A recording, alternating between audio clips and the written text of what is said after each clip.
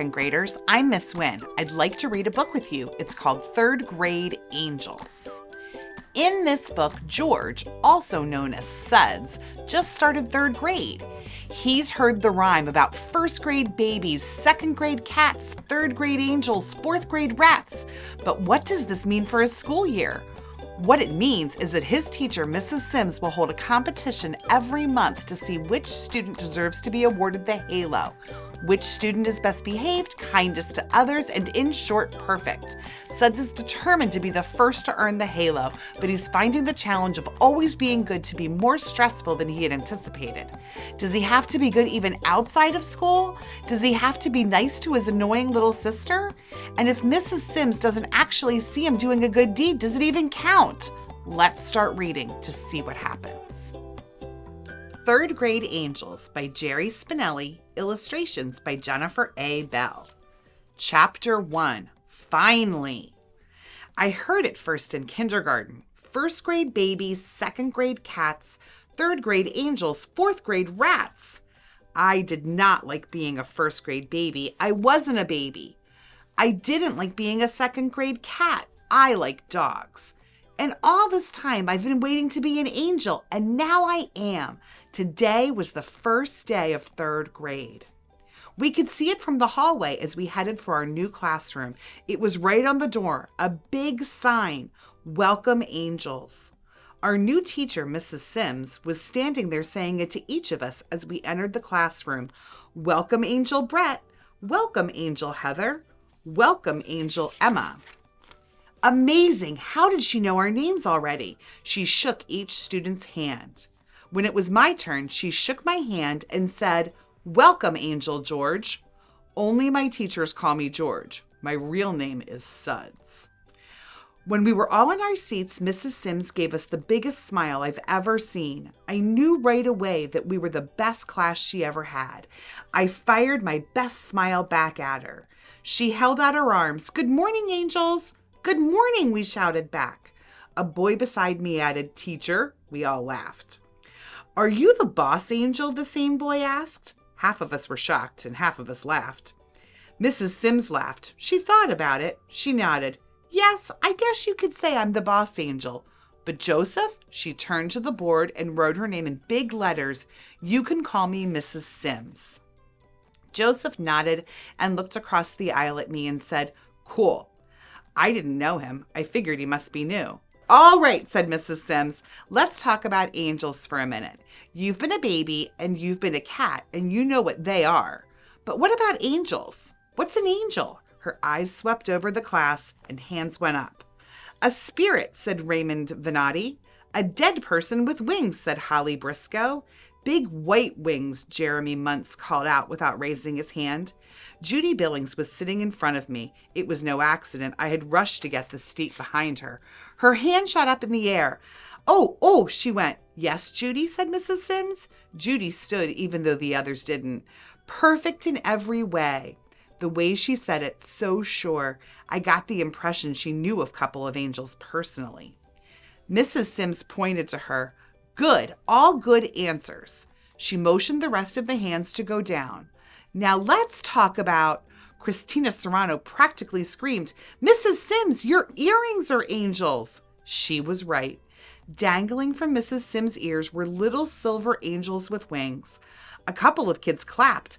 A couple said, cool. Beside me, the new Joseph kid said, you da chick, but not loud enough for the teacher to hear. Mrs. Sims bowed. Thank you, friends. You were very observant. Last year's class didn't notice till the third day of school. She clapped her hands. All right, now, where were we? She pointed to Judy Billings again. Yes, perfection. I've heard that too. Whatever angels may be, everybody seems to agree they're perfect. All right, she looked us over. Show of hands. Anybody here perfect? We all turned around to see if any hands went up. One did. Mrs. Sims seemed surprised. Well, Joseph, congratulations to you. Joseph grinned and clapped his own hands. Nah, just kidding.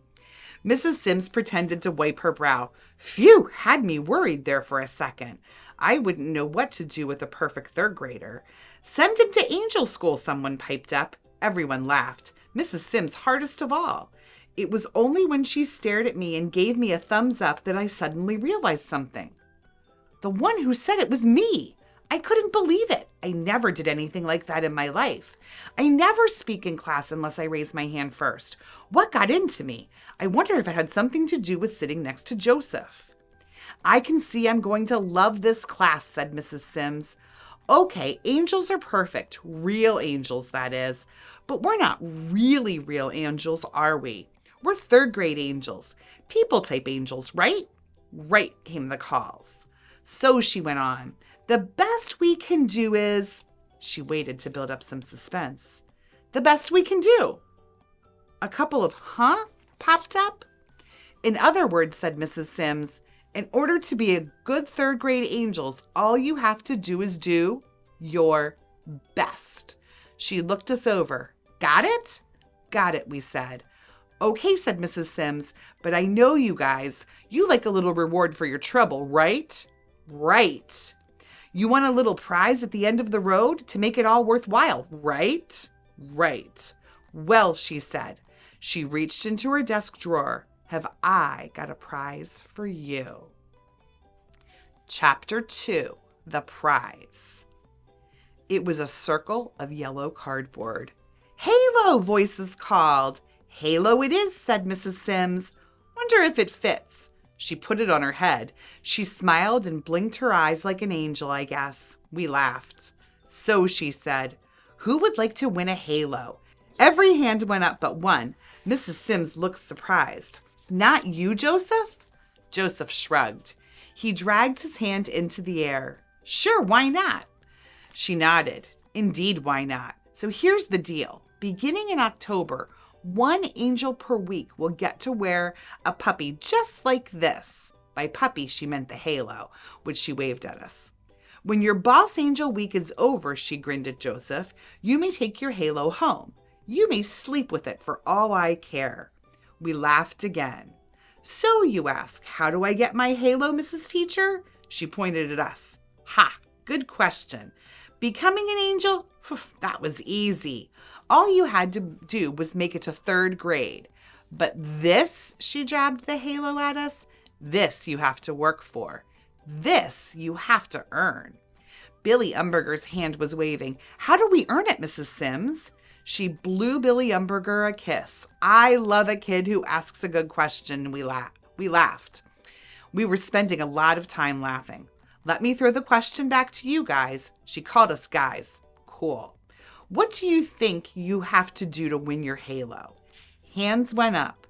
She called on Judy Billings. Judy had a butterfly thing holding her hair back from her right ear. I had liked Judy Billings ever since first grade, but I never before had such a good look at the back of her ear. Talk about perfect. Any angel would be proud to have her ear. Be good, Judy said, like she was daring anyone to disagree. Okay, said Mrs. Sims. She repeated it as she wrote it on the board. Be good. She turned back to us. What else? Ronald? Help people, said Ronald Shue. Mrs. Sims wrote on the board, helpful. She looked us over. Jendaya? Jendaya Oben said, be nice. Nice, wrote Mrs. Sims. And so it went. Friendly, obedient, Mrs. Sims wrote behave. Joseph put his hand over his mouth and whispered real low, boo. He looked at me and grinned. Do your homework? Eat your vegetables? That was Bernard Weber. Lots of laughing and groaning, but Mrs. Sims wrote it. Wash your ears. Neat cubbies. That was me. Spelling. Give the teacher an apple. That was Joseph, laughing and clapping. Mrs. Sims wrote, love your teacher. Big cheers, even a whistle. By the time the last hand was called on, the board was almost full. Mrs. Sims took a deep breath. Well, there you go. Look how many ways there are to earn your halo. Get the picture, angels? Yes, we shouted. She snapped her fingers and pointed to us. All right then, I've done my job. The rest is up to you. She looked at the calendar on the wall. 25 days till October. I wonder which angel will be first to get a halo. We all wondered with her. Mrs. Sims, it was Billy Umberger, itching for another kiss, I figured. Yes, Billy? Does everybody get a halo? Mrs. Sims blinked like the question surprised her. I hope so. I expect every one of you to prove you're worthy of being an angel. I've been doing this for 12 years now, and so far every one of my students has earned his or her halo. Somebody blurted, "Even Gerald Willis?" I heard gasps. 23 heads jerked in my direction because that somebody who blurted was me. Joseph reached across and punched my arm. "You the dude." I couldn't believe myself. All of a sudden, it was like there was no door between my brain and my mouth. As for Gerald Willis, he was a 5th grader, a troublemaker, and a bully. The class was laughing, but Mrs. Sims wasn't even smiling. She stared at me. I said everybody. I wanted to jump to my feet and call out, "I'm sorry, Mrs. Sims. I don't know what's getting into me. I'm not usually a big mouth." The bell rang for recess, and I was the first out the door. That's all the time we have for today. I hope you'll finish reading this book on your own over the summer. I have to go for now, but before I leave, I'd like to thank the donors to the Lancaster Education Foundation who made contributions to provide these books for you. Enjoy your reading, 2nd graders. Next time we see you, you'll be in 3rd grade.